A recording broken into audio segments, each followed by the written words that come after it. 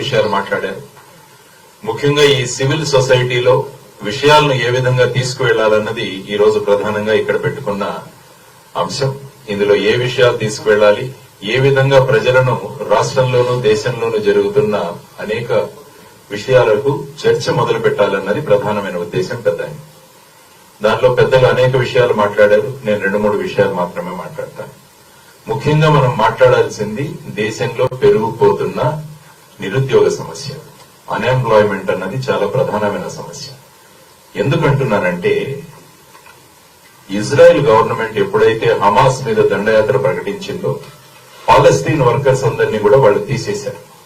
ఈ సందర్భంగా భారతదేశానికి మాకు 1 లక్ష మంది ఉద్యోగాలు కావాలి అంటే హర్యానా ప్రభుత్వం 10,000 ఉద్యోగాలకి, ఉత్తరప్రదేశ్ ప్రభుత్వం 10,000 ఉద్యోగాలకి అప్లికేషన్లు వేస్తే బాగా చదువుకున్న పిల్లలందరూ కూడా అప్లికేషన్లు పెట్టుకుంటున్నారు.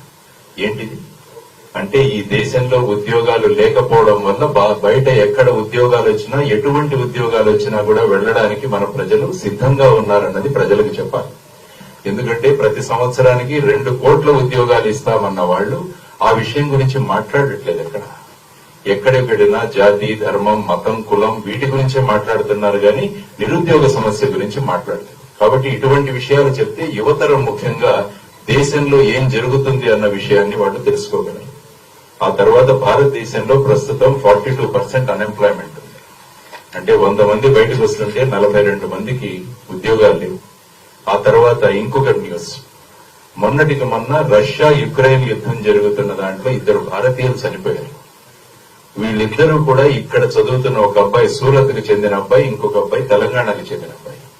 వీళ్ళిద్దరూ కూడా ఇక్కడ ఉద్యోగాలు లేకుండా అక్కడికి వెళ్లి ఉద్యోగాల కోసం వెళ్లి ఆర్మీలో జాయిన్ అవుతున్నారు.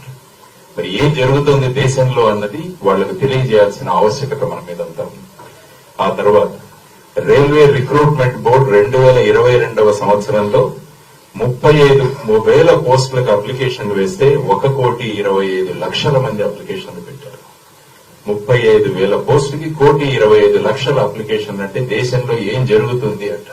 మరి స్టార్టప్ ఇండియా ఏమైంది, స్టాండప్ ఇండియా ఏమైంది, మేక్ ఇన్ ఇండియా ఏమైంది, వీటన్నిటి గురించి ప్రశ్నించాలి. ఎప్పుడు కూడా ఒకరినొకరు తిట్టుకోవడంతోనే మొత్తం ఎలక్షన్ క్యాంపెయిన్లే నడుస్తున్నాయి. కాబట్టి ప్రజలను చైతన్యవంతులుగా చేయాలన్నది ప్రధానంగా వడ్డే శోభనధీశ్వరరావు గారి మరియు విజయరావు గారి ఉద్దేశం. సో ఈ సందర్భంగా మనం అంతా కలిసి గనక ముందుకు వెళ్ళగలిగితే వెళ్ళగలం.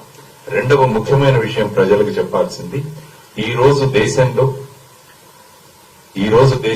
10% ఎవరైతే ధనవంతులు ఉన్నారో వాళ్ళ దగ్గర సుమారుగా 77% సంపద వాళ్ళ చేతుల్లో ఉంది. అట్టడుగున ఉన్న 50% మంది దగ్గర కేవలం 3% సంపద మాత్రమే ఉంది. ఏదైతే మనం ఈ సమసమాజాన్ని నిర్మించాలన్న భావనలతో మన రాజ్యాంగం ఉన్నప్పుడు, ఈ విధమైన అసమానతలు ఉన్నప్పుడు దేశం ఎలా ముందుకు వెళుతుంది, దీని గురించి ఆలోచించమని మనం మన యువతరానికి, ప్రజలకు కాబట్టి ఒక డిస్కషన్ పాయింట్, ఒక చర్చకు తీసుకురావాలి.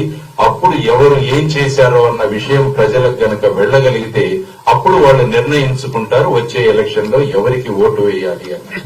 కాబట్టి ఈ విధమైన విషయాలు ఏవైతే మనం తీసుకురావాలో వాటి గురించి మనం చర్చించాలని చెప్పేసి ప్రధానంగా వాళ్ళు తెలియజేయడం జరిగింది. ఆ తర్వాత ప్రజల్ని వాళ్ళు ఏ విధంగా మోసగిస్తున్నారు, ఏ విధంగా వాళ్లను డైవర్షన్ చేస్తున్నారు అన్నది కూడా ఇంకొక మనం మాట్లాడాల్సిన విషయం. ఇన్ఫ్లేషన్, ద్రవ్యోల్బణం ఏ విధంగా ఉంది దేశంలో అన్నది కూడా ప్రజలకు తెలియజేయాలి. నవంబర్ నెలలో కందిపప్పు 110 రూపాయలు అయితే ఇప్పుడు 170 రూపాయలు. వీటి గురించి ఎవరు మాట్లాడట్లేదు. బెల్లం 42 రూపాయలు అయితే ఇప్పుడు 50 రూపాయలు. అల్లం 90 రూపాయలు అయితే ఇప్పుడు 120 రూపాయలు. వీటి గురించి ఎక్కడా కూడా డిస్కషన్ జరగదు. ఎక్కడా కూడా వీటి గురించి డిస్కషన్ లేదు. అందరూ కూడా మనం కోల్పోతున్నాం ఈ విధమైన ద్రవ్యోల్బణం గురించి, ఇన్ఫ్లేషన్ గురించి మాట్లాడాలి. 3 సిలిండర్లు ఉచితంగా ఇస్తామన్న మీదే జరుగుతోంది కానీ 6 ఎయిర్పోర్ట్లు ఎవరికో ఇచ్చేశారన్న దాని గురించి ఎక్కడ చర్చ జరగట్లేదు. కాబట్టి ఈ విధంగా ప్రజలను పక్కదారిన పట్టించే ప్రయత్నాలు జరుగుతున్నప్పుడు ఒక సివిల్ సొసైటీగా మనం అందరం కలిసి కనుక ముందుకు వెళ్లగలిగితే అప్పుడు ప్రజలు మేల్కొంటారు. ప్రస్తుతం మంచి రాజు ఎవరు అంటే ప్రజలు ఆనందంగా నిద్ర పెట్టేవాడు మంచి రాజు. కానీ ఇప్పటి రాజులు ప్రజలను మత్తులో ఉంచుతున్నారు, నిద్రపుచ్చట్ల. వాళ్లకు మత్తు మందులు ఇచ్చి వాళ్లను మత్తులో ఉన్నట్టుగా చేస్తున్నాడు. ఏ విధంగా వీళ్ళనందరినీ కూడా వీళ్ళ మత్తు వదిలించి మరమ్మత్తు చేయాల్సిన బాధ్యత ఈ సివిక్ సొసైటీ మీద ఉందని నేను చెప్తున్నాను. కాబట్టి ఈ రోజు మనం కామన్ మినిమం ప్రోగ్రామ్ అని ఏదైతే పెట్టారో వీటిలో ఉన్న అంశాలను ప్రతి ఒక్కరూ చిత్తశుద్దితో కనుక ప్రజల దగ్గరికి తీసుకువెళ్లగలిగితే అప్పుడు ప్రజలు నిర్ణయించుకుంటారు వచ్చే ఎన్నికల్లో ఎవరిని ఎన్నుకోవాలి అని. కాబట్టి ఈ విధమైన ప్రస్తావన, ఈ విధమైన సమావేశం ఏర్పాటు చేసినందుకు పెద్దలు వడ్డే శోభనాధీశ్వరరావు గారికి, విజయరావు గారికి, కార్యక్రమానికి హాజరైన పెద్దలందరికీ కూడా కృతజ్ఞతలు తెలియజేసుకుంటూ ముగిస్తున్నాను.